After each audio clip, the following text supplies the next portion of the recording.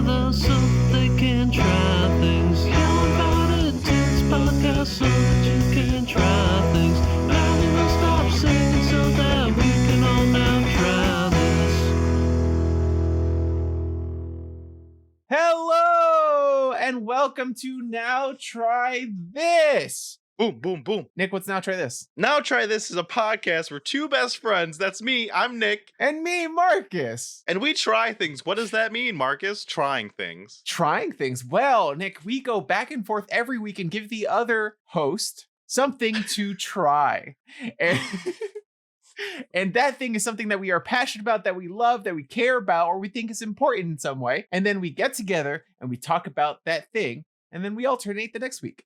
For example, a couple weeks ago, Marcus gave me the video game Hades, the game of the year, according to some people. Before that, I gave him Queen's Gambit because I was so stoked for that show. Yes. And guys, people are joining the conversation at Now Try This Cast, at Now Try This Cast on Instagram, Twitter, everywhere you can follow people. But there's also a Patreon where we have a special community, Marcus.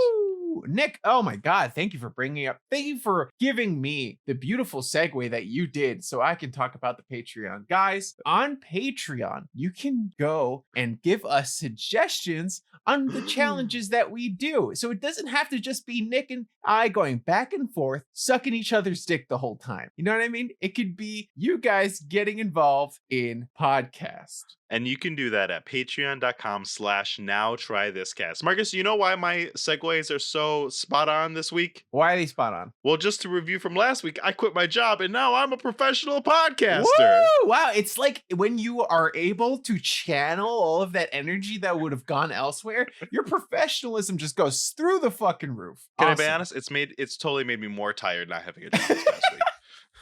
I just have all the little things that you think, oh, I'm not doing that because I don't have a job. Let me take care of this. Yeah. I've been taking care of them all. And I'm like, fuck, I'm tired. Yeah.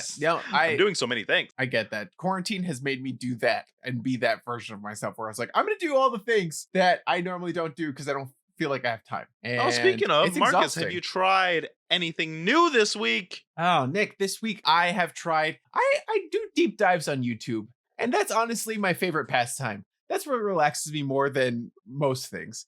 And I would say this week, talking about it a little bit before we started, but I did a deep dive on some gaming, the video game competitive scene. Oh, yeah. Like besides just Smash tournaments, because that's the only one that I used to, until of course our favorite Smash player on YouTube got canceled. So now I don't watch Smash content. I don't know which one you're talking about, but didn't the whole Smash community get canceled? I feel kind of, yeah. It happened to a lot of them. But one of the ones that I followed was one of the people that got canceled. Okay. I haven't watched a Smash tournament in like a year. Yeah, I remember hearing that some person got canceled, and I was like, okay, I don't know that person. And then like a month later, it was just like the whole community was canceled. So there's no more Smash players as far as I know. Kinda. Yeah. It doesn't come off my feed anymore. But yeah, it's interesting. They do deep dives into the evolution of certain video game as competitive games, which is really interesting because they did one on the competitive Catherine scene. Have you seen Catherine? Mean the game. Quick shout out to Dash9442 and evaluation in the chat. Guys, if you want to join the chat live during these conversations we have on Twitch, that's Thursday nights, 8 p.m. Eastern Standard Time at twitch.tv/nowtrythiscast. Marcus, I do know the game Catherine. Yes, it's like an anime puzzle game thing. Yeah, it's an anime puzzle game where you play. I know there are protagonist has like 3 ladies that he's trying to woo all at the same time. I don't know what's going on. But the game mechanic is a puzzle game, and there's a shitty 2-player mode that was kind of like half-heartedly thrown in there, and it just took off. It just became a wild competitive scene. It evolved, new strats. That puzzle is competitive? Yeah. I played like the first like hour of that game. It's good. Yeah, it just evolved to become like a worldwide scene. It was really interesting. I didn't even know that. Oh. Yeah, I like learning stuff And like you that. What about you? Spend an afternoon sitting there watching hours and hours of people playing Catherine competitively? No, I just watched the one video about it, and then I now know it as an interesting fact, and I will never watch people play Catherine competitively. Shout out to Rianne414 in the chat as well. Woot woot indeed. Are you asking me if I have given any deep dives on YouTube or if I'm trying anything? Because I can give you both answers. Are you trying anything? Oh, that's not as interesting. Oh, okay. Yeah. Jeez, So, I'm sorry. no, I thought you were going to ask about my YouTube habits. because I watch a lot. Oh of no, YouTube, sure. but no. Hit me with your YouTube habits. I'll do both. Marcus, Okay. have you heard about Radical Red? Is that a superhero? No. So somebody made another Pokemon ROM hack because there's millions of Pokemon ROM Okay. hacks. Yeah. But somebody took Fire Red or whatever and made it competitive and did an actual good job. So you Oh, can't use shit. items in battle. All the opponents' AIs are as if they're trainers. So it's like a hardcore Nuzlocke with competitive play. Yeah. And YouTubers have been, it's all over the scene right now of YouTubers and Twitchers trying to beat this game. And some of them have been able to do it, but the ones that have been able to do it, it's taken them like 900 attempts or Wow. something. So it's crazy. That's Shady crazy. Penguin's streaming right now doing it. He's like on attempt 4 or 5 trying to do it. Jeez. But also it built into the thing, into the ROM hack, there's a randomized version and a regular version. So there's 2 different. And it's got, even though it's a Fire Red, it's got all the new Pokemon as well in sprite Oh, form. that's cool. I like that. It I've is played a lot of it's games like that. It Not that looks one. seamless. It looks great. I've been deep diving on Pokemon so long. Guys, if you want to watch us complete Radical Red, let us know at patreon.com/NachoThisCast. But in terms of trying something new, I got to confess something. What?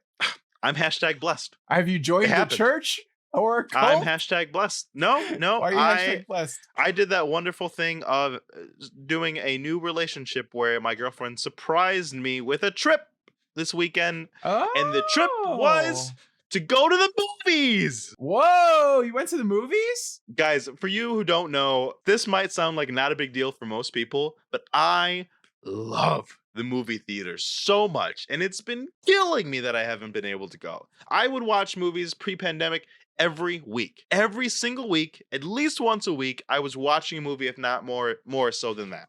Mhm. Sometimes I'd drag Marcus, sometimes I would drag other friends, but most of the time people were busy. I went by myself because of how much I love going to the movies. So she said, we're doing something. And I was like, okay, fine. She's like, pack a snack. I'm like, what the fuck does that mean? Where the fuck are we going? And didn't tell me until we got all the way into Brooklyn. And yeah, movies in a pandemic. We're both vaccinated.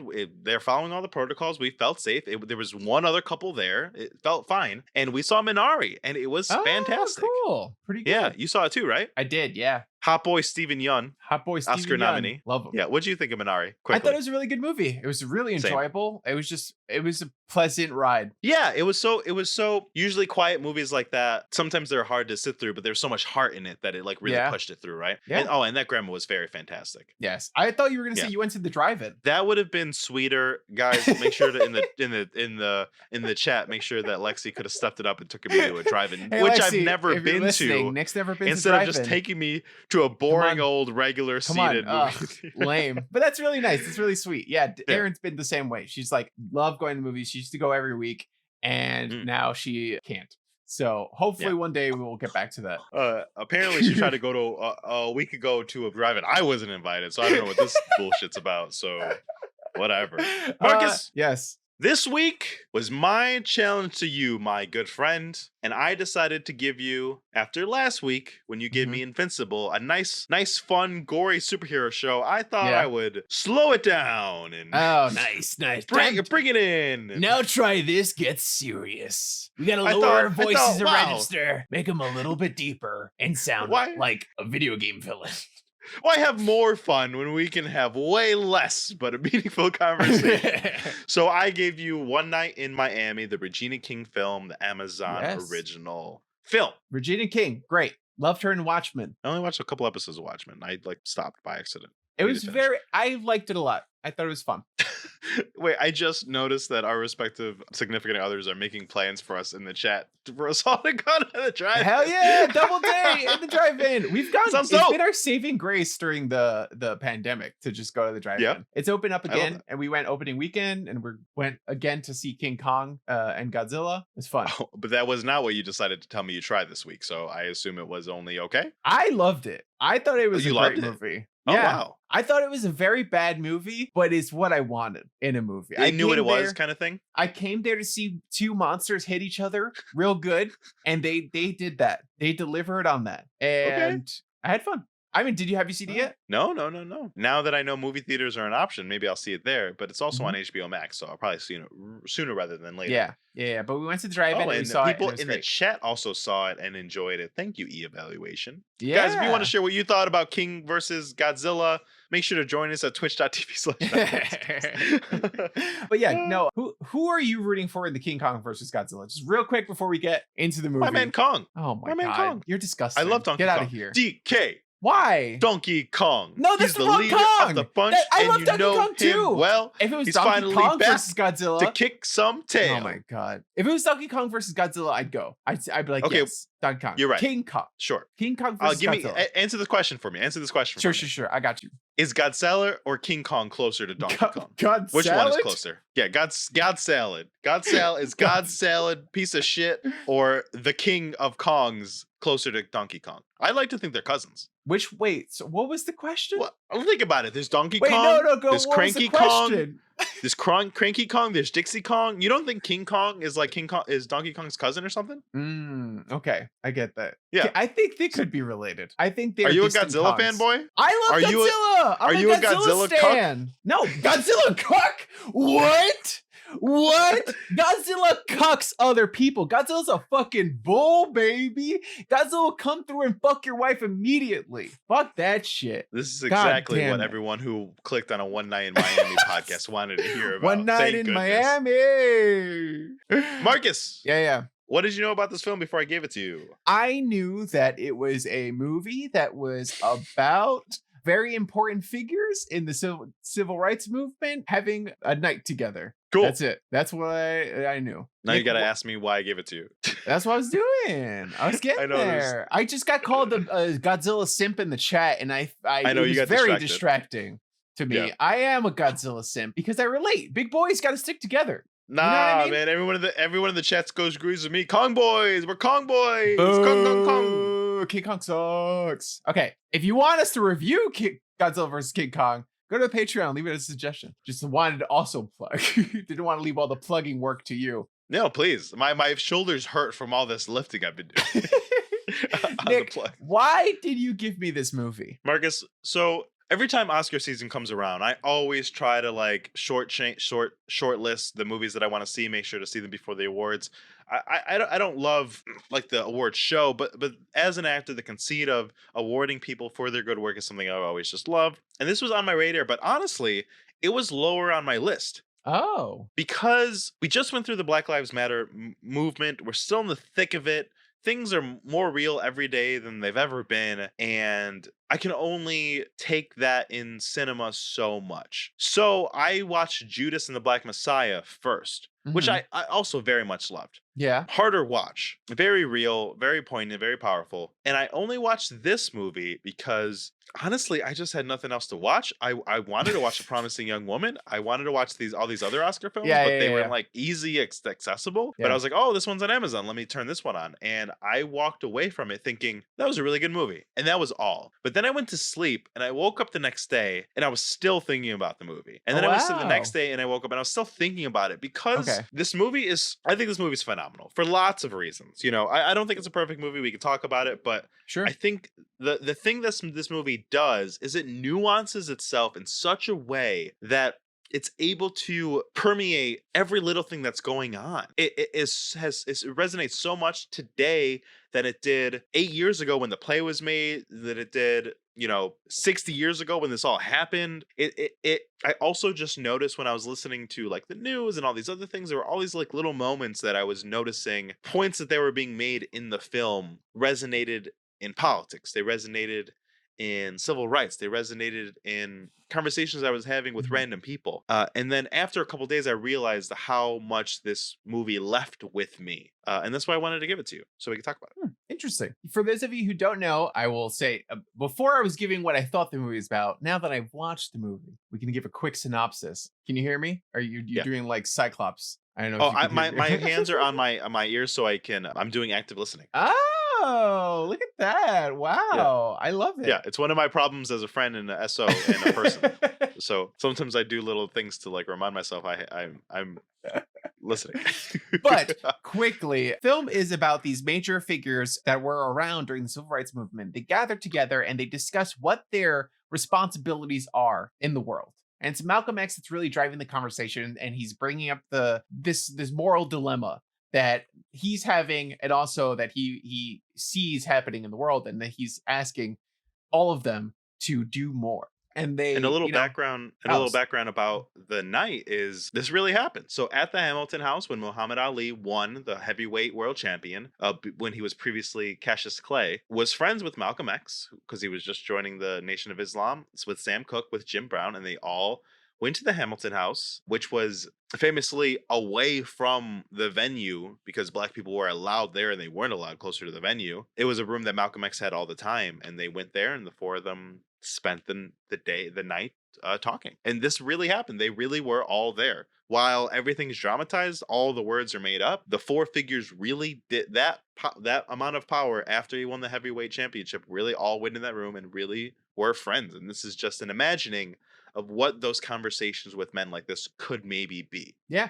Yeah, which is really interesting to see something in history that has happened and be like, I wonder what they talked about, and then go and write it out, you know? Kemp Powers wrote the play 8 years ago, and Yes. he also wrote the screenplay for the movie. Mhm. And if you don't know the name, he also just co-directed and co-wrote Soul. So he's having a very good year. Oh, that's awesome. Yeah, he is. It's really interesting because when the movie starts off, it felt like a play.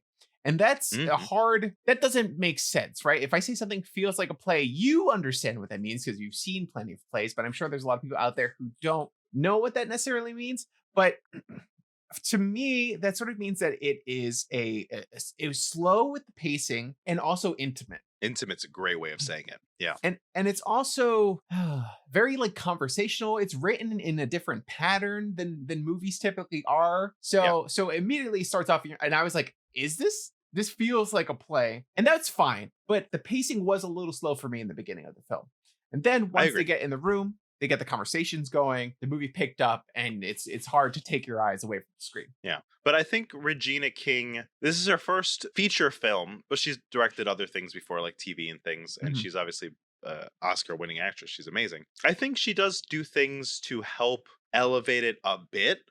But I think she very much on purpose didn't want to lose that intimacy, right? Because I think Yeah. that intimacy for the things they're talking about is why even do it, right? Yeah, it's Like the hard to intimacy do. of being able to get into the room with these four people. So I think she filmed it as much as you could without losing that flavor. Because it, like at the beginning, right? She does a really good job of, I think, if we just want to start there, the introduction to the four men. I think the Mhm. introductions were really good.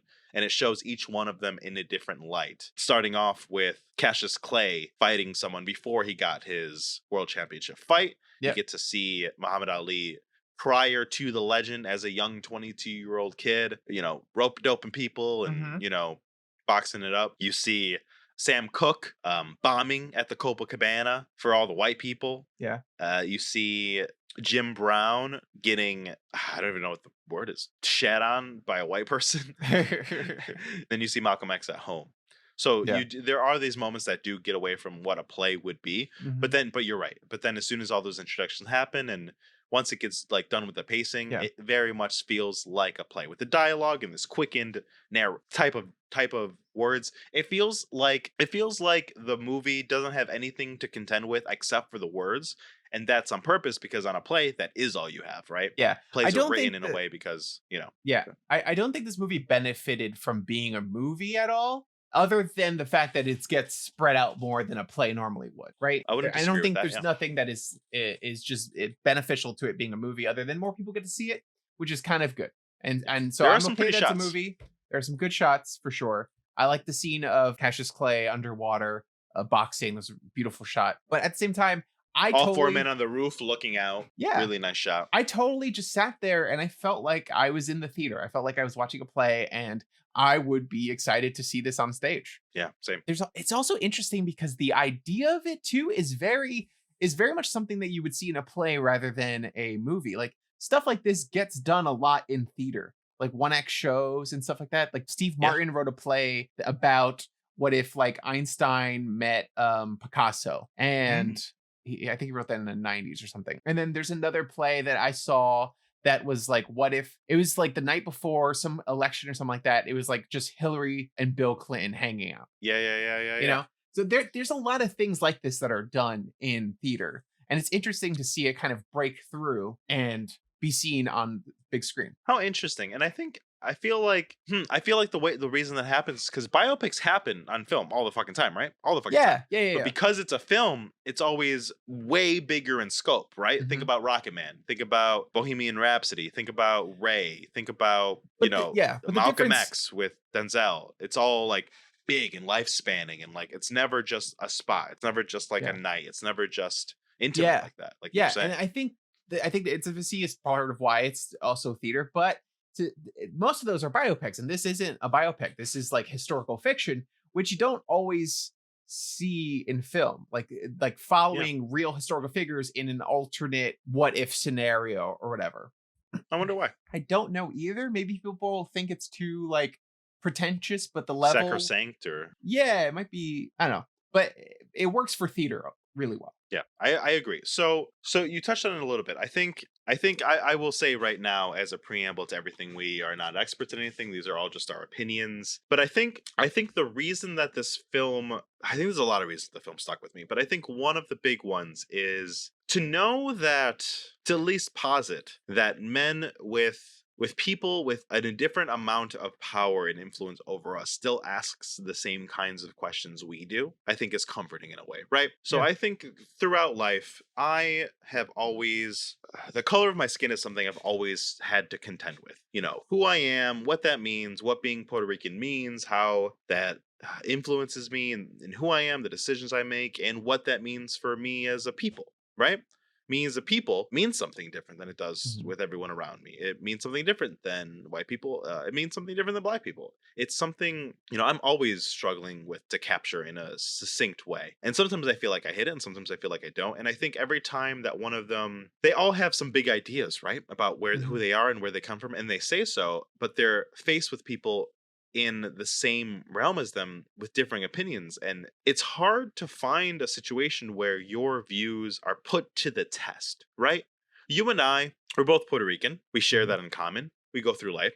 But there's not too many times that I put forward my view of our race or the color of our skin or what that means for us.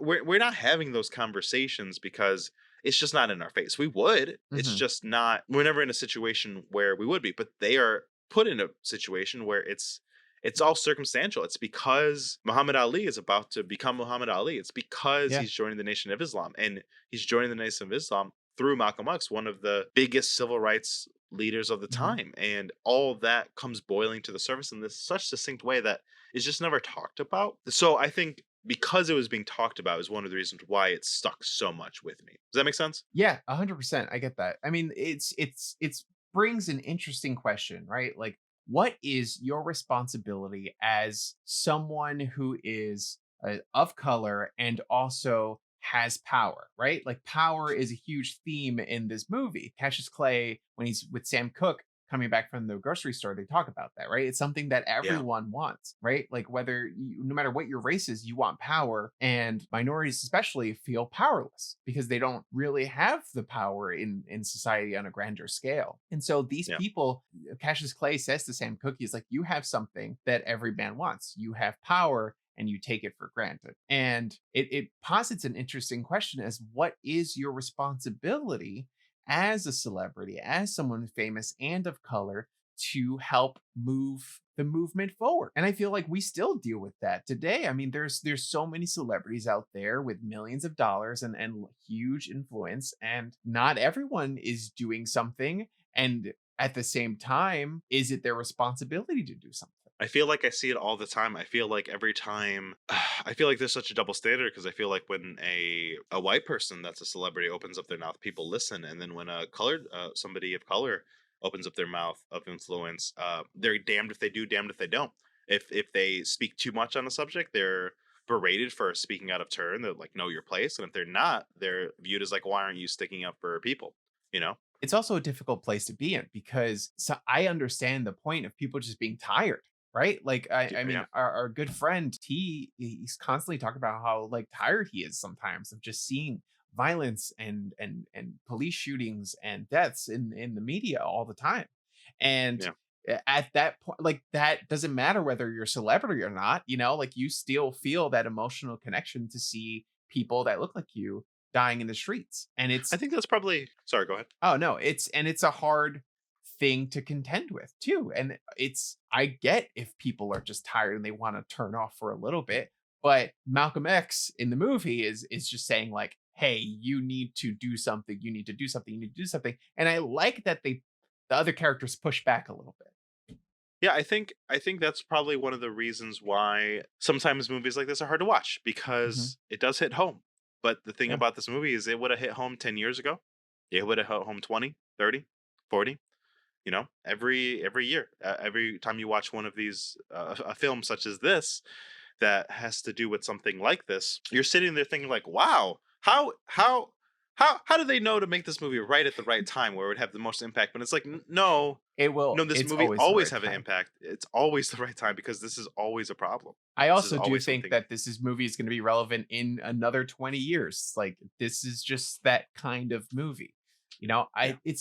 I like this movie a lot too because it is thought provoking and it brings up interesting conversations without being I don't know what the right word is, but without being too much sometimes, because I feel like Yeah, a yeah, yeah, lot yeah. of media now, and it feels a little disingenuous to a lot of media now is focusing on like shootings and murderers and stuff like that. And so you're seeing it in the news, you're seeing it everywhere, and then you also have to watch a drama about it on TV, and this movie is going to be about it, and you're like, I'm tired of seeing this everywhere. It's in the media, and I don't know. And sometimes it's the only movies that are being made with black people in it, and it's Yeah. like not everyone wants this, like, to see this pain. Sometimes people want to see black people in positions of power and strength, and like that's why so many people got behind Black Panther. That was such a fucking awesome movie, an awesome Yeah. movement. Like, and so Yeah. I like that this movie is shaped in this way. Like,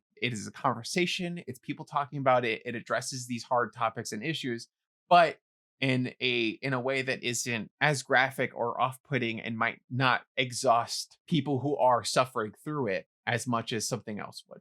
Yeah, I think it's funny because the question of what's the art's role to play is, I mean, just I would love if more people of color, especially black people, got Oscars and nominations for roles other than them having to contend with the fact about the color of their skin. Yeah. Lupita, Chiwetel Ejiofor, Viola Davis, Denzel, some of the greats, right? Some of the Mhm. greats. They got their nominations because of, films about racism and slavery. Yeah. Fucking Leonardo DiCaprio won because he fought a bear. Why can't Denzel fight a bear? Yeah, Denzel can fight a bear. 100%. Denzel needs to win an Yeah. Oscar for fighting a bear. Let's Leslie bring that Odom- back. Let's bring it, guys. Leslie Let's- Odom Jr. won for this, or got a nomination for this film at the time of this podcast, rightly so. But gosh, couldn't Leslie fight a bear? I think Leslie could fight a bear. You know what needs to get turned into a movie? This comic book that I have here, Icon. Woo, baby. Yeah. Black Did you bring that in just to make superheroes. this point? Nope, I'm reading it. I bought it on eBay. I watched a side tangent, but still relevant. I watched a documentary about Dwayne McDuffie, who's a famous black comic book writer. He created Icon and the Rocket and a Static Shock, who's the one I should have gone to, the more popular one, and a bunch of great shows. And like, I don't know if you watched Static Shock as a kid, but I fucking love Static Shock. Loved As it. someone growing up in the Bronx, it was just nice to see like a black superhero like everyone else that I saw in my neighborhood. It's weird seeing the dichotomy of seeing all these white people on TV and then seeing only like black and Hispanic people in my neighborhood. It's like, it was just weird. I was like, where are these people? Where do they live? So it was nice Where to are see. they? It was nice to see Static Shock and be like, oh, I know that guy. Yeah, But that was a so good show. I watched a documentary about him and all the amazing work that he's done. Really like working hard to like write good work and break into the comic industry as a black man.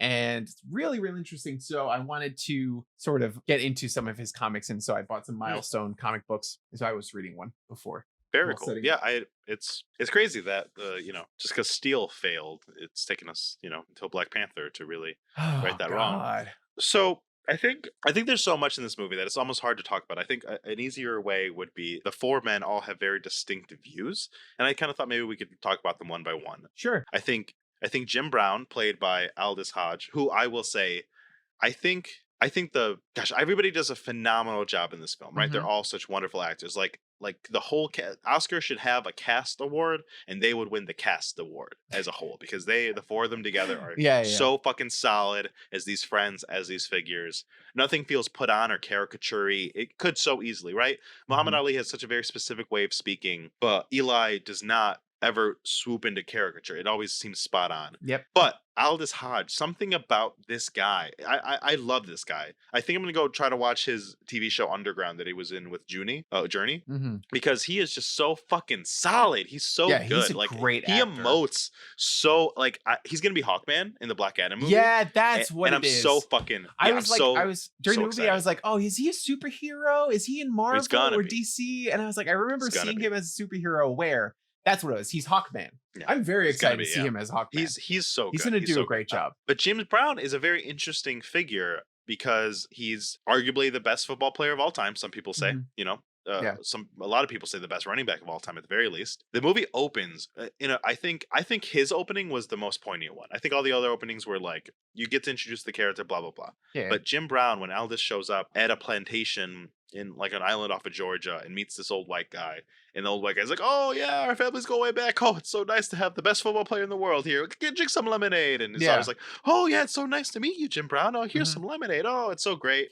And you almost like wonder like what's this is undertone. There's always this undertone when Yeah. you're surrounded by an old white person Uh-huh. and a black person, and you're like, what's off? Something's off. I don't know what it Yeah, is. And it's something like not feels pointing off. it out. Yeah. And then the daughter reminds the grandpa, "Oh, remember you to help me move the furniture." And Jim Brown, being a fucking football player, jacked, 6'5", huge muscles, like Yeah. I can help you move the. And then he Yeah. just says, you're not. We don't allow N-words in the house. And it's this is I think where the movie does do a good job. So it Yeah. does this beautiful shot of him alone in the doorway of the plantation as the white guy goes back in the house, and Jim Brown literally seeing the line that he cannot cross. Even when he has Mhm. achieved literally what no one else has achieved in his field, he still can't cross that line. And how does he handle it? With reverential silence. Yeah. Which I think is super interesting. I think Jim Brown's an outspoken person, but in these moments and throughout the film, when he's speaking to all these other figures, I think he has a quietness about him where he sits back and he Mhm. listens. He's a listener. He's Yeah. listening to every side. He has an opinion, but he's waiting till everyone else gets there and then he puts it out. And I think that's such an interesting character. I think he's such an interesting figure. He's I think also, there's also like- a lot of controversy around him because there was domestic violence things like post Oh, this okay. that I didn't really want to look into because I didn't want to tarnish my view of the film. But I would feel remiss to not at least mention it. Yeah. But I was gonna say, I like the point. There's a lot of moments like that in the movie where you given a visual representation of the struggle of what people are going through. Like that is it's a beautiful way of putting it. Like the literal line Yeah. that he can't cross and that he's still seen as less than, even though he's achieved so much. And there's still so many people that feel that way today. You know? That hasn't changed. You can be a millionaire, you can be a celebrity, you can be fucking president of the United States of America and still be viewed as less than by so many people. And it's just, it's terrible. And I think his character, again, Aldous Hodge, I've always seen him and thought that's a good actor, but now I'm gonna follow his career because he was my favorite. I think one of my favorite moments from him was when Malcolm and Sam already had a big blowout. Cassius wasn't in the room because he left with Sam. So he's sitting there alone with Malcolm at the dinner table, just listening to him because he's been a listener this whole Mhm. time. And then he's sitting there with him and he says something to the effect of, "Malcolm, you don't even have a job." Yeah. Which is just such a great, because it's not mean, it's No. not malicious. It's just like, Malcolm, you're talking about something you don't quite get. Yeah, because It's a little different. he says We go to work every day. You're the only person not waiting on a check from a white man, you know, and you don't Well, have no. a He job. says Sam's the only one not waiting Oh, okay, yeah. because Sam owns his own Sam's, business. yeah. But yeah, they're talking about but that yeah. specifically. But that's and another then great line. Malcolm tries to that was immediately before that, and then Malcolm tries to talk, and he's like, "Dude, you don't have a job. Like, Yeah. sorry, not in the conventional sense, you know, like." Yeah, and then he apologizes. But that's Yeah. why I think Jim Brown is such an interesting character, especially paired with these other three who are way more outspoken, at Mhm. least in the room, because he quietly listens and takes it all in. but it doesn't take away from how smart he is and how Yeah. like how much he's thinking about it. And I just always thought that's so interesting. I Yeah. love when a character is like that in a movie. There's a lot of moments too where Malcolm X is a little bit like talking down to him, and he stands up for himself. He's like, "Don't talk down to me. Don't talk to me like that, because Yeah. you know who I am." Like, he's an intelligent Yeah. man. He can carry himself well, and he Yeah. you know, he can hold his own in this room full of like greats. Yeah. I like that little knock that Malcolm X does. He's like, when he says he doesn't have a job. It's, Yeah. "Fuck you." Because it's like, what the fuck you gonna say? Yeah. And then he's like, you know what I mean? I'm like, I know. But now that we're speaking of Malcolm X, let's move on to Malcolm X, played brilliantly by Kingsley Benadir. I Mhm. would say that was probably the best acting I saw in the film, I think, from Kingsley. I thought Interesting. everybody did good, but I thought Malcolm X is hard, right? Malcolm X Oh, is yeah, so for sure. hard for so many different reasons. Mhm. One, because he was such a polarizing, didactic figure in history. Another reason, because Spike Lee and Denzel made the film, Yeah. about Malcolm X. But Malcolm X in this movie is so different than any Malcolm X you would ever see in any other film, because all the other ones are the Mhm. speeches, are Yes. the demagoguing, Yes. are the the big You just fire get- and brimstone things. Yeah, you get know? all the And this is important moments in the other ones Yeah. because they're all biographies. Yeah, but this is, you see Malcolm X paranoid. You see Malcolm X nerding out about his camera. You see Malcolm X like not the most powerful figure in the room. Mhm. And that is wild. It's so Yeah. different. And I think Kingsley brought an air, genuineness and kindness to him that we never get to see from Malcolm. Yeah, normally loving Malcolm father. X, yeah, no, now Malcolm X is like a powerful figure. You see him and you think like, wow, that is a person who commands a room, you know? And I Yeah. feel like in this movie, there's many times where he is trying to and he can't. Yeah. And I like that. I like that more personable version of Malcolm X. He is king. Shout out to Kingsley. Shout out to the show High Fidelity. Very good show. Potential future challenge for Nick that he is Oh. also on. He plays a love interest. He I was watching an interview and that's how he got a SAG card on that show. Yeah, baby. It got canceled. So that's why there's hesitation with giving it to you, because I could give it to you anytime. But Oh. it's a very good show, and hopefully it gets uncanceled at some point by some streaming service. Sure. So I think very interestingly, Malcolm X has, I mean, I think it's very, he has the obvious stance about it. Is like, we have to do all we can, right? Mhm. His biggest point in this film is we must do everything that we can to further civil rights, to further what we can do for our brothers Yeah. and sisters, so much so that it's alienating everyone around him. And I think one of the most poignant moments, I think there's more poignant moments about race and about history, Okay. but I think one Okay. of the poignant moments about Malcolm X as a person that you find out is when Sam Cooke references the fact of how he talks different now, and how there's a couple moments when it slips. Mhm. And he's like, there's the brother. There's how you actually talk. There's now you're talking to us again the way you used to, where you can see the weight on his shoulders. You can see everything that he's putting on in this film. And you usually don't see that. They don't humanize fucking Malcolm X, because he's, has been made to be more than human, you Yeah. know? And, it's hard to remember that these people were people. 100%. They're people with flaws. I like the moment when they take his camera. It's such a silly, simple thing, but it's like when he's nerding out about it and they like bug him about it and they start tossing it around. He's like, no, my camera. And it's not that there's like anything on it that he needs or is sacred. He just loves his camera. Yeah. And that's so sweet. And that's one of the moments that he breaks character. What about for you for Malcolm X?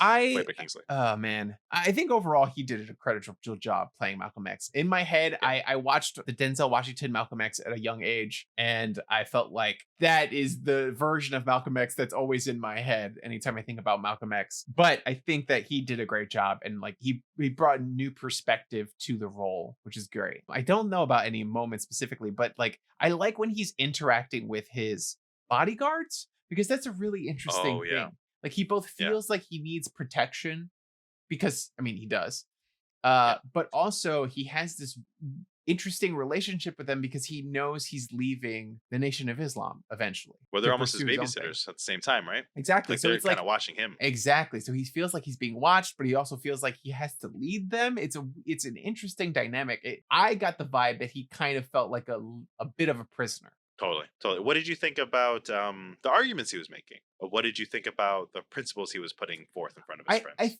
I I think they make sense, but I also feel like a lot of the other people in the room made good counterpoints because he if, to him it seems black and white, right? Like both racially and just in general that the issues are simple and we need to do everything in our power to make things better for our people. And in a way he's right? Like you should do what you can to help progress the rights of whatever group. But at the same time, I mean, I just thinking about it on a personal basis, like I am a Hispanic man with white skin, and I feel like there's more I should be doing all the time for Puerto Ricans, for Hispanics, also for black people. Just like, but it's hard to know what that is, you know, Yeah. and you can feel like you're helping by donating, by like talking about causes, by posting things or whatever. You feel like you're helping, but it might not be the right way that you're doing it. Sam Cooke brings up an interesting point. Like he's like, hey, like my this guy that I work with, like he works for me. He sold a song to the Rolling Stones. They produced it. It went #1, and that's money in the bank for us, for people like us, for our people. Yeah, I love that. Love that scene. And to Malcolm X, that's not. It seemed like that wasn't enough. Still, Yeah. Yeah. but I people. think Oh, go I was ahead. gonna say, just like it's hard because people are gonna fight the fight in their own ways, Mhm. and not every way is gonna be the most efficient. But I think it's important that you give credit to the people that are trying. I agree. I think this is another reason why I think this movie hit a little more home for me is because if I had to break down my ideology, I would probably say it's more in line with Malcolm X in Mhm. terms of how I think about things. And I think you know that's true. I think I see things black and white. I see things as right and wrong. I remember I got into an argument with someone once and they said, no, no, no, no, we have to do all these like little things to get to the big thing. And I said, no, the important thing's the big thing. We have to do everything for the big thing. You got it wrong. And they're like, no, but when you focus on the big thing, you miss all the little things. I was like, the little things are all a credence to the big thing. I talk like this. I Yeah. think like this. And while I think it's super necessary, I obviously I think this. So Mhm. I think that to make change, you have to make change. Half Yeah. measures don't work. Half measures never worked. I think historically they don't work. I don't think, when Biden passes a $2 trillion infrastructure plan, when the conservatives say it should be 4 trillion, and the left side of the party says it should be or economics say it should be 10 trillion, and then the left wing that says 17 trillion. I'm like, why the fuck are we doing 2 trillion then? Who is this half measure for? And I get mad. Yeah. I I understand the argument that there Mhm. are other ways of thinking about things, Yeah. but I'll be honest. Just like when we did Asterios Polyp, the comic book, shout out to our Asterios Polyp episode, guys. If you want to Uh-huh. hear the Asterios Polyp episode, Sure. nottrythis.com. I need to be reminded that the world isn't black and white because it is how I think. Yeah. And it is how I am, which is why another reason why I loved these discussions, and I love how Malcolm X stood his ground in these viewpoints, but had his equals, his friends, point at the fallacies in his argument. Yeah, I like that Love that. too. I also like that you recognize that it's not like the way, the necessarily the only way of looking at things. Sure. Black I and think it's white. all necessary if we're really talking about it, right? Yeah. Like I think all Yeah. the ways, all four of their views are all necessary for to achieve what we need to achieve. Yeah, and there's no answer. Like the truth of it is that there's no correct answer because then we would have solved racism and we would have solved all of the world's issues by now if there was an answer, but there isn't. And all we can Right. do is whatever we can do towards achieving these goals. That's it, you know? If every person just Which fucking tried, it still wouldn't be solved. But Yeah. who knows what could be a change? huge step. Which I think brings us to Cassius Clay's character, played by Eli Gorey. Again, I think phenomenal acting. Who kind of plays the. I mean, he's 22. Did you Mhm. know Muhammad was 22 when he got world champion? I did not know that. I knew didn't he was fucking know young. that. But I 22 didn't know years 22. old. What were you fucking doing at 22-year-old? Barely wiping your own ass? I won also the champ. I won a different championship.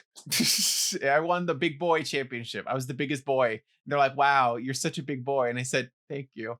and I won. 22, we were struggling to finish college, my man. We were 22, we were not anywhere near what this guy is. But in demeanor, we were similar, right? Brazen, thought he'd take on the world, ready to do it. Oh yeah, He just had the chops to actually do it. No, never in my life have I ever been brazen and ready to take on the world, Nick. Thank you for thinking that highly of me at 22. I appreciate it. Okay. But what I mean is to have someone with young power to have a romanticized version of his friends in the world, I think, again, it was such an interesting person to have. Hell yeah, biggest boy. Riyadh 414, thank you so much. To have next to these Goliaths, right? During the civil rights movement, to have him in there. And I think everything he was saying was like spot on with how he was saying, because he was like, he was ground. It's weird because Cassius Clay was the most like outlandish of them all. But like, man, look at that mirror. Why am I so pretty?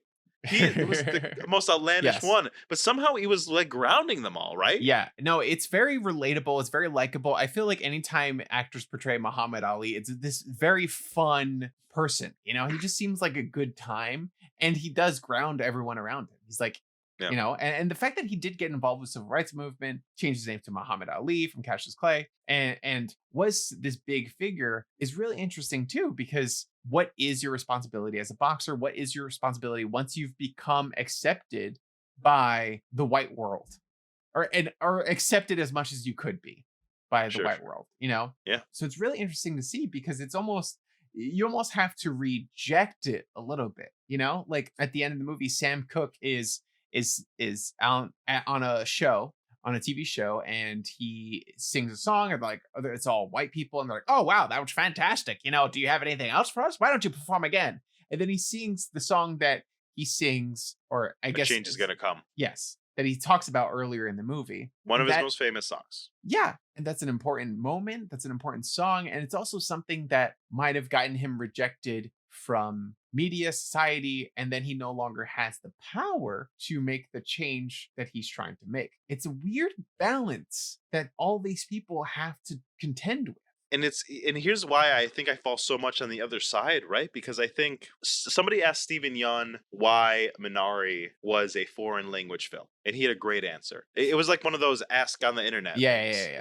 And his answer was, sometimes institutions fail us, and that was like the whole statement. I'm like, oh fuck, that's perfect. Yeah, totally. Yeah, exactly. And I think it comes into play here, right? I think the instinct when we're young is that you need to work in the system. You need to figure it out. You need to take it slow. But my point is, well, I think I always fall on the other side, is like, I don't think that's true. You know, I was just listening to a podcast today. I was listening to another podcast. Oh my goodness. How dare you? You should only be listening. Now try this cast. I was listening to the Bad Faith podcast, and they were talking to some defense attorneys about what's happening right now in the world. And she said she was being taught by two defenders, and the first one was a younger black man.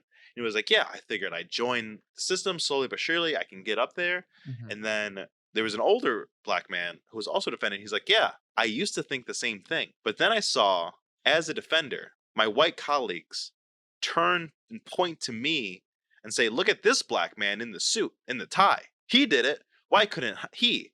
And that's how they put more black people away. Wow. So I think the point that institutions need to be broken and destroyed is also like a valid part of the argument, you know?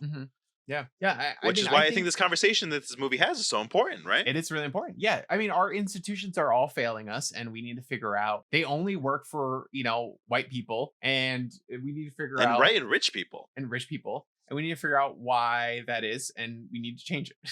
And we need to fix it. But we're fighting against the people that have the power, because they don't want to give it up. Yeah, and you mentioned Sam Cooke, played by Leslie Odom Jr. Again, all these actors have gotten different recognition from a whole bunch of different places, but Leslie did get nominated for the Oscar from the cast. It also got nominated for Best Screenplay and Best New Song, which new song was also Leslie Odom. Nice. And I think rightly so. I totally see why he got the Oscar nomination, because he freaking crushes it. Really let's not even talk about the talent of having to impersonate someone like Sam Cooke vocally as a musician, which he nails 1,000 million %. The acting in this film is so good by him, because he has to be on the back foot almost immediately. because he is the one that Malcolm has a problem with. Yeah. Jim Brown does speak up, and he thinks he is doing enough. Cassius Clay is joining the Nation of Islam, and he thinks he is doing enough. He thinks that Sam Cooke sings for white people. And you know what? Yeah. Guess what? He does. That's true. And that scene where Malcolm X puts on the record of Sam Cooke's song and says, listen to this. And it's like, my love, my love, my love. And then another one is like, my love, my love, my love. And he's like, what are you singing about, brother? What is that? And then pulls out that Bob Dylan song that has more to do with struggle than any of Sam's. And that was the moment then Sam shut up and didn't say anything and left. Yeah. For Leslie to embody all those emotions and show them on his face and respond to Malcolm X as Sam Cooke in the way that he does and be able to fight back, I think is, amazing. Sam Cooke is really the main. He's not an antagonist, but if Malcolm X is the one driving force, he's a foil to Malcolm. Yeah, he's the one that is opposing his viewpoints, and I like that a lot. I like that this is a platform in which we are hearing multiple ideas and not saying that any of them are wrong. And I think that's important because there a lot of times movies and like to get on the soapbox and be like, this is the solution, I solved it, I have the cure for racism, here you go. Totally. And it just feels so draining because it's not right, and this was good. It was good to see multiple contending viewpoints and also like personal lives getting involved. And, Malcolm X, he's trying to get Muhammad Ali to join the Nation of Islam, and then he reveals that he's leaving, and he wants him to Muhammad Ali gets pissed off because he's like, you're using and you're manipulating me. Totally. Which is just Muhammad Ali said years later after Malcolm X died that his biggest regret in life was the deterioration of his friendship with Malcolm X, because Muhammad Ali joined the Nation of Islam after Malcolm X left and stayed with them and did not go with Malcolm. And then shortly after, maybe a year after this film, Malcolm X died. So he never got to like rekindle, fix that friendship. Yeah. So that's the biggest regret. That's crazy. Yeah. I think, I don't know. I'm kind of curious to hear what you think about Sam Cooke's point. His point is, I'm not burdened to any man because I made my own label. I own the rights to my own songs. I am shepherding in the new generation of Black singers. I am getting them paid. I'm getting money from all of that. I am self-sufficient. And like you said earlier, Jim Brown said, great. He's like, he's the only one of us not waiting for a check from a white man. Yeah. What do you think about him saying, I am doing my part. This is my part. Do you think that is a valid part? Do you think that is a problematic part? What do you think about that? On the economic side of race? I think it's incredibly important because without jobs, without positions, what are you going to do? Like, you can go out and you can go, fight as hard as you can. You can boycott, and those things are important, and they bring issues to the forefront of people's minds because then the news covers it. But at the same time, like, these people need to get paid. They need to make money. They need to work, and they need to get away from the underneath the thumb of the white man, And but here's the argument, right? Because they are still under it because those are the people listening to their music. Yeah, no, right? It's interesting. Yeah. So that's what I was gonna say next is that, like, so you need to get out from under the thumb, but at the same time, you're living in a white world, right? Yeah. So you're living in a world where no matter where you go, no matter how big of a business you try to start, it's still white companies in charge. Most of the millionaires and billionaires are white people. Like, that's just the world that you live in. And in order to combat that, you do need to do more, and it's not necessarily his responsibility to do everything himself and to do all of this. But I'm glad that they at least talk about it and Malcolm X brings it up. So that way, what is it? Like, what is your responsibility? What is your responsibility? Yes. Yeah. So that way he can think about it more, and he does end up having that song and overall just fighting more for the cause. Totally. I think it's interesting because you know what this reminds me of a little as you were talking? It reminds me of the arguments against Tyler Perry. If you talk about Tyler Perry as a problematic individual, a lot of people have a lot of opinions. And the truth is that Tyler Perry employs more Black people in the entertainment business than anybody else. That's just a fact. Yeah.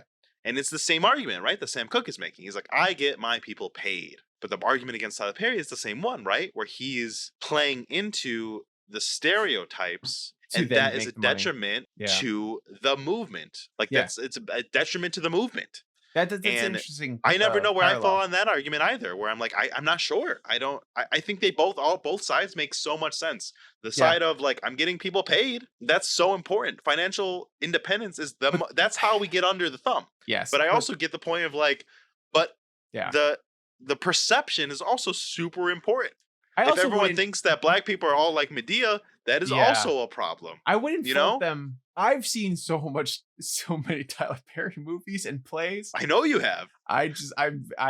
They're not for me, but I respect the man. I respect the craft. But at the same time, I think maybe the best, I can't say what the best way of going about it would be, but it would be nice if you did a one for them, one for me kind of thing. Get your money from Medea Scared 2 or whatever. Boo. Yeah, Medea's Boo Halloween 2 or whatever the fuck that's called. Get your money from that and then go make something that makes a statement because you made the money and you're like, great, I have the money that I need to make this thing. But that I sometimes he wanna make. does, like that movie Daddy's Little Girls with Idris Elba, about showing a black man in a different kind of father role than is Mm. normally seen. Where I Mhm. mean, he does do that too, right? But people don't buy those movies, so you don't know about him. Like that's the point of the argument, right? Like that's what's Yeah, like. yeah. I gotta do this to get paid. You Yeah. know, like where's the line? Oh, It's a hard always, balance. And then like you said, if you lean in and you do too much of that, then what you're losing the money and you're losing the power and you're losing the spotlight. So you no longer have the ability to talk about black issues, to talk about things that are important. Yeah, no, it's a hard line, and I don't know what the answer is, but I like that this movie talks about it. Yeah. Because it's something that like a lot of people are dealing with right now. You see all the stuff that's going on in the news, you see what's going on in the world around us, and what the fuck can you do? And even not even with a power level, like forget about that, but there's so much that people want to do in the world right now. They want to help, they want to support Black Lives Matter, they want to do more, but they don't know where to start. I mean, I feel like constantly I don't know what I'm supposed to be doing. I don't know what I should be doing. I don't know what the best method of helping out is. Every time I see a new thing in the news, it's like, cool, I can share it on Instagram or whatever. But like, is that helping? Is that good? I don't know. Is that virtue signaling? Are you taking away from the people whose voices actually do need to be heard? Yeah. That's how I'm always at a standstill. Like I'm not sure. I am acutely aware of the fact that I need to stand up a fight, and I'm also acutely aware that I need to shut up, sit down, and listen, Mhm. which makes me not sure what I'm supposed to do. Yeah. Journey Smollett, from what's the name of the show? Lovecraft Country. County. Lovecraft County. Country. I always say Country? county, and I think it's country. Lovecraft I Country. think it's country. She Yeah. just shared on Instagram one of those posts where I just saw it in my feed today and it hit me, where it was, the post is, I won't read all of it, but it's, I need to drive my 2-year-old to daycare tomorrow morning. To ensure we arrive early, we won't take public transit, in parentheses, Oscar Grant. I removed all air fresheners from the vehicle and double checked my registration status, parentheses, Dante Wright, and ensured my license plate was visible, parentheses, Lieutenant Karen Nazario. And goes through like that about all the things that all these people did wrong that caused their death or incarceration. And it's all, none of it is warranted. No. And it's just, there's so many problems that things do need to be done. And I think at the end of the movie, I think it is I think the movie does a really good job because it's not telling you what to do, but it is telling you that things do need to change. Yeah. That's important. Very specifically because we get, you mentioned it, but I do want to talk about it more, where Leslie Odom is on, I think, the Johnny Carson show. Sure. It's like one of those Old famous white man show. 60s Got show. it.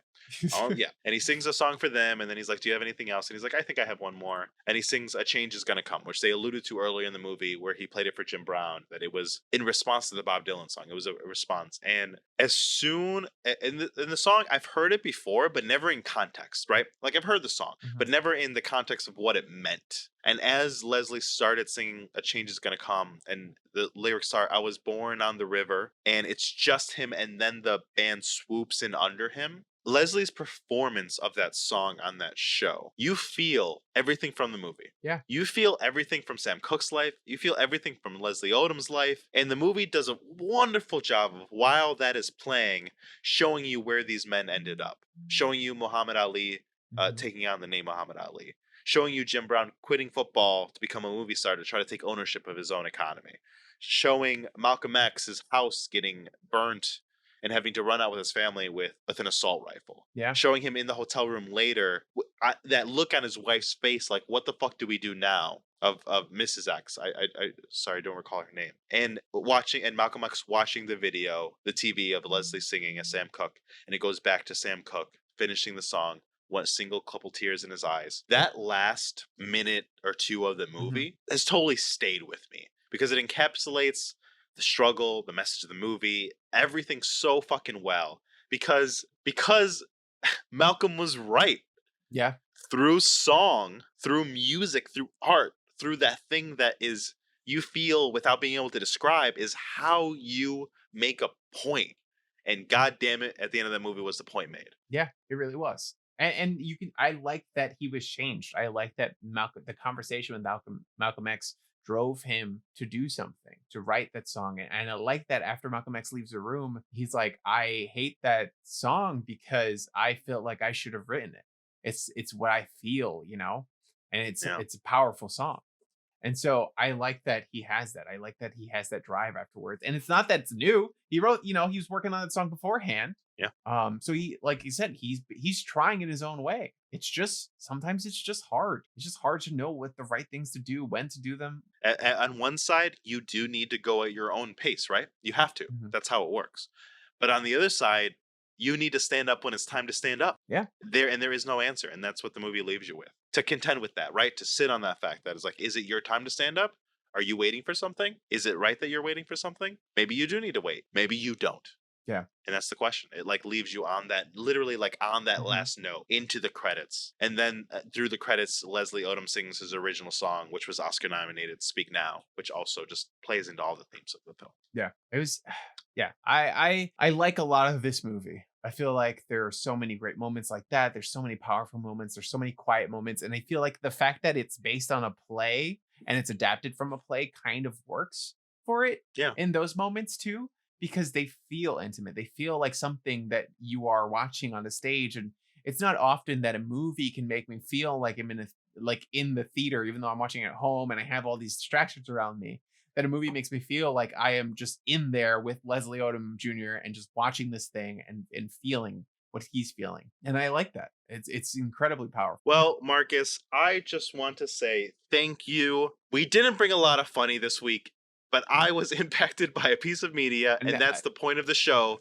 And you let me bring it to you, and you had a great conversation. Okay, Nick, just to bring some levity to the situation, Nick, what's your best joke? I want to hear your best knock joke. Wait, it doesn't have to be knock. What's your best joke? Period. Best joke. I can tell you. I can tell you a tell me a good joke. knock joke. You start. Knock. Who's there?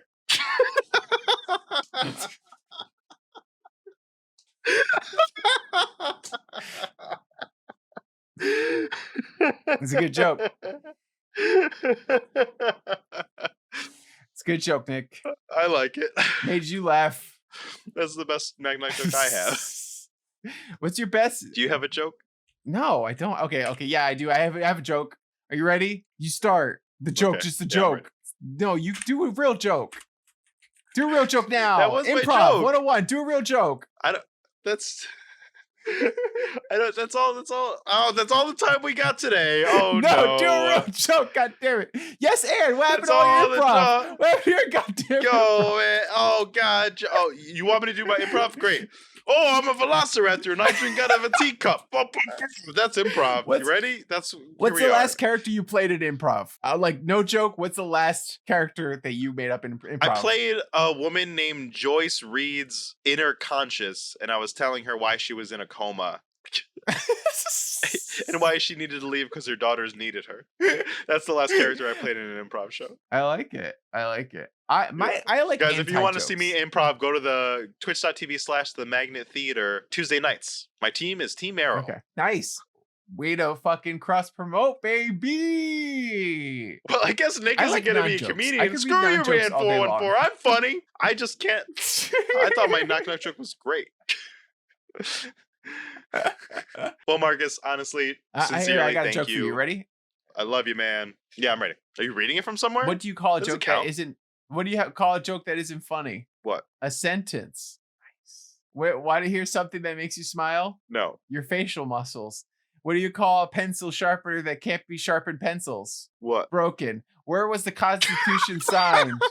On the dotted line. The bottom. What do you get when you mix a goat and a sheep? Guys, thank you so much for listening to Now Try No, This Cast. I was doing great. No, I gotta hold on. Wait, you gotta ask me questions.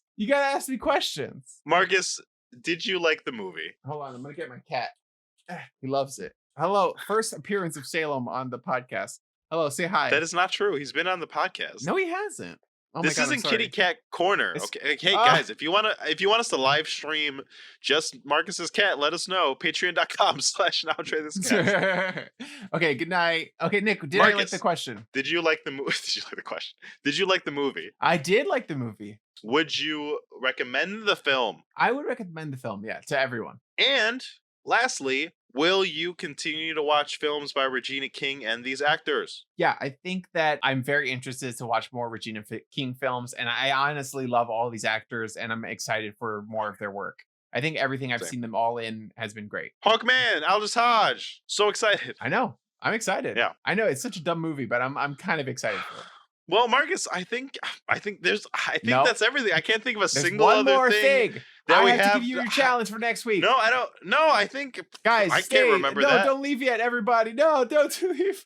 I have to give you your challenge. Oh my God. Come on, guys. I'm getting called out. They're You're saying getting called that my out because your brother's brother's funnier than telling me. funnier jokes in the chat. Well, guys, if you are listening, No, if you want come to join hear the chat. funny, yeah, if you want to hear the funnier jokes in the chat, you have to join us Thursdays 8 p.m. have to Eastern. join the chat. Twitch.tv There's /Now Try This they're Cast. having their own stand-up comedy show in there. I know, Marcus. Yes, it's your What turn. are we doing next week, buddy? Nick, next week I had a lot of trouble figuring out what I was going to give you next week because there's so much. Oh, I can give you another one. No. I'm going to give you this. Nick, I'm going to give you the first 2 episodes Two. of Twin Peaks. Why am I writing this down? Oh no! I'll give you Twin Peaks. I've watched. It's been my quarantine show. I've been watching it weekly. It's been a lot of fun. We can get more into it later. But don't I gotta watch like way more than the first 2 to like get it? Nick, you can watch every single goddamn episode of Twin Peaks and not understand what the fuck is going on. So watching more than 2 won't help you understand it, but it'll give you a vibe of what Twin Peaks is like. Isn't this the TV show for like fucking edgy boys? No, Like, it is not. fucking- Nick, I'm going to tell you a quick story about Twin Peaks. Are you ready? Yeah. Allegedly, the Queen was at a concert for Paul McCartney, and she said, "I'm sorry, I can't stay because I have to go home and watch Twin Peaks." That's a story told by Paul McCartney. So You didn't. the You didn't sell me. Queen loves You didn't Twin sell me. Peaks. You didn't sell me, but I do watch these challenges with my significant other, and she does love the royal family. So you might have swayed somebody So I'm that has to saying watch. the Queen loved Twin Peaks when it was on. Okay, so just saying, it's a great show. All right, guys, if you want to hear us live, twitch.tv/Now Try This Cast. Next week, we're doing the first 2 episodes of Twin Peaks. You can get at us everywhere at Now Try This Cast. Join the community to find out what our challenge is going to be at the beginning of every month at patreon.com/Now Try This Cast. And leave us 5-star reviews on Apple iTunes Store Yeah. place thing. Baby, We love them, and we let's read them on the go. podcast. Woo! That was beautiful. Baby, let's go. Let's go. Also on Patreon, guys, there's a few more. I don't know what's going on. At this point, when the episode's released, there will be a poll up for you to join the Patreon and vote on our May challenge. So go there and help us out. Only $1 to be able to vote, guys. It's a steal. It's a steal. That's $12 for a whole year. I Steal would give from you us. $12. Steal from us. Steal from us. It's a steal. Steal from us. Guys, thank you so much for listening. Now go out there and try some things. Try this movie or try Twin Peaks next week. Good night, guys. Good night. Friends get together so they can try things. You're invited to this podcast so that you can try things. And we'll stop singing so that we can all now try this. Yeah, now try. Now try. Try Now try this. this coming your way live. 8 p.m. Eastern Standard Time. Mm. You ready? Yeah, One night I'm ready. in Miami. I'm Sam streaming Cooke, right now. Jim Brown, Muhammad Ali, It says we Malcolm got X. nobody in here. Malcolm X. Malcolm X. Get hype. One night in Miami, Mega X. Malcolm X. Malcolm X. Get Yeah. hyped. Where's your verse? Woo! uh, uh, Welcome X, Cassius Clay. These are the people who came to play. They wanted us to watch the movie that was good or bad. We don't know. That's why people are watching to find out, ho. Yeah. Uh, uh, uh, yeah. uh, uh, At the Hampton House, Malcolm X, he came to play. What's to say? Cause Cassius Clay, he got MVP. Oh, that's how you know he's stinging like a bee, buzzing like a butterfly. Sam Cooke, looking so fly with his red suit. Damper, yeah. Changing things one song at a time. Yeah. Yeah. Yeah. Oh, Sam Jim Brown Cooke. plays football, yo. Oh. Okay. All right. Great. I feel ready.